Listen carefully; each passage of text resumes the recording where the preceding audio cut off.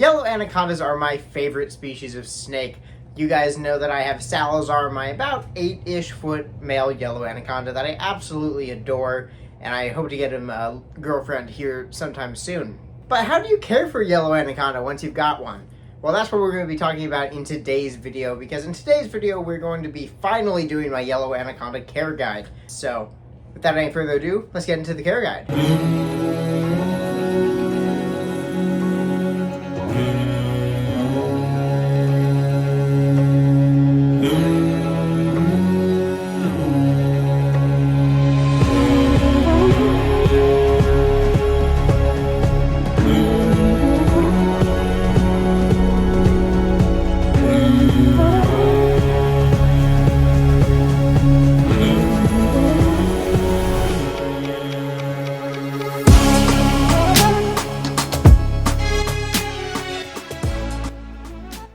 So the first thing that you're going to want to know about your yellow anaconda is their temperament.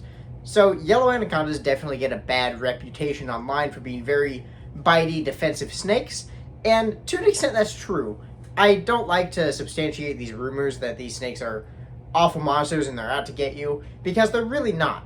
But yellow anacondas in specific are a lot more reactive than, say, a Burmese python or a Colombian boa constrictor. But that can definitely be worked with. If you get, especially a baby yellow anaconda, and work with it every day, 9 times out of 10 they will definitely calm down.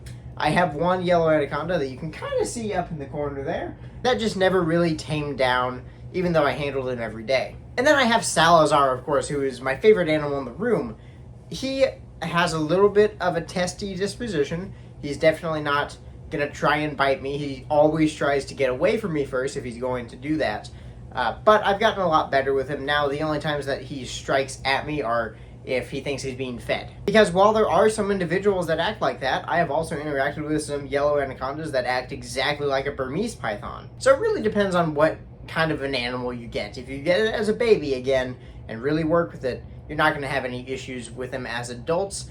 You just have to be aware that these snakes seem to startle a little bit more easily than other species of snakes, like Burmese pythons again.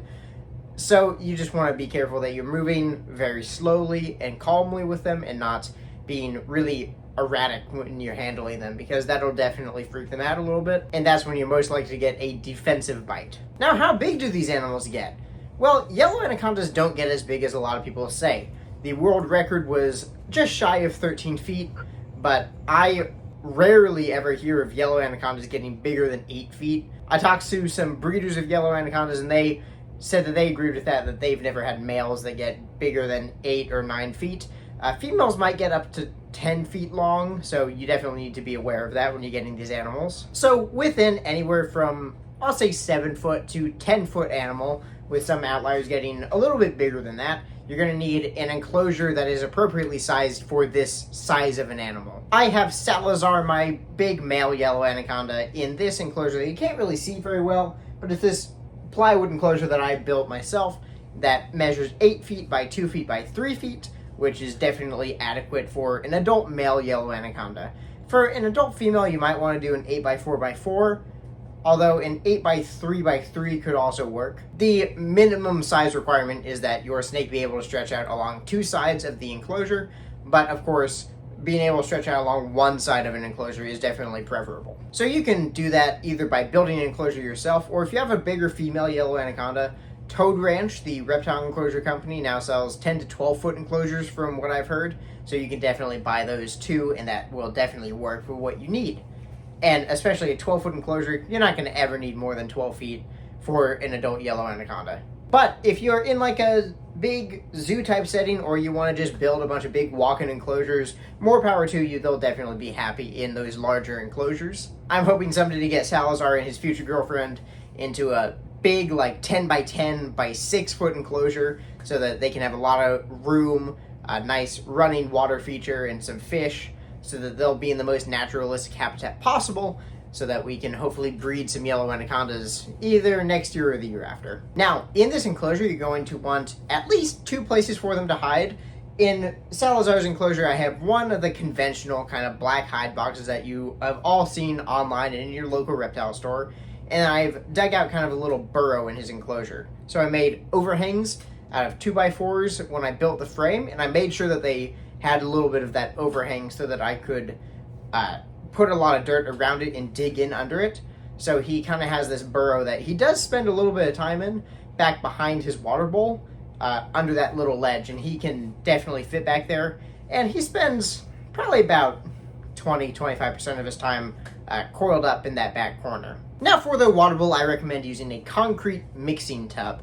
These seem to do the best job at holding the water for these animals. They're big, so that you can definitely put them in there, and your snake is going to have plenty of room to soak because they are anacondas. They definitely like to soak, so you want to give them that opportunity. I've seen some people saying only give them little shallow water bowls because they like to poop and pee in their water, and that way you don't have to clean that up.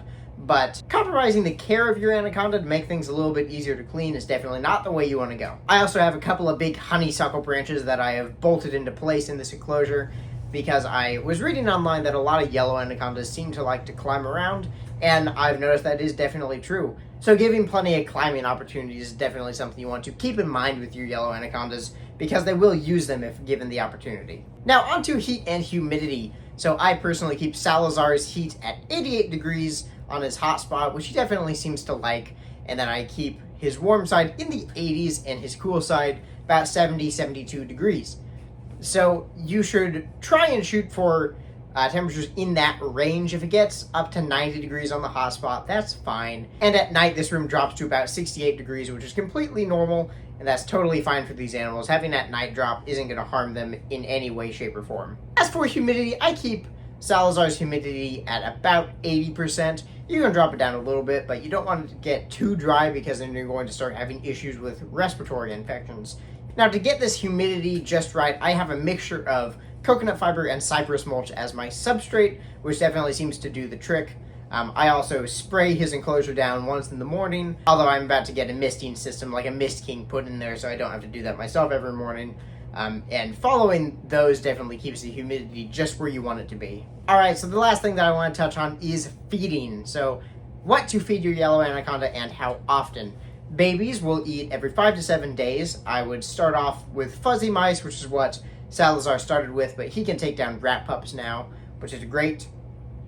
You want to feed them something that is 1 to 1.5 times as large as the largest section of their body, and that'll keep them happy and healthy and well fed, not overfeeding and not underfeeding. Salazar either eats jumbo rats, 5-pound rabbit, or smaller chickens. And I like to vary up the diet whenever I can, because it's a little bit more enrichment for the animal to not be fed the same prey item every single time that they're offered food. But you do want to be careful with that, because if you, say, offer your anaconda quail as a baby, they might only ever take quail. But as far as feeding, anacondas are boas, and, well, my yellow anacondas eat like boas. And when I feed Salazar, I feed him every 2 to 4 weeks, depending on how big his last meal was, because I don't want him to get fat, and I want him to keep that nice body condition that you'd love to see in your big snakes. Alrighty, so that about wraps it up. I hope you all enjoyed this video in any capacity. I really hope that if you're planning on getting a yellow anaconda, this video helped you out. And I think that's all I've got to do for this video. So, if you go down into the description below, you'll find a link to my Patreon page, a link to buy some merchandise which just dropped, and a link to go support US ARC. So go follow those links, show them some love. And I guess I will see you guys in the next video. Peace out, YouTube.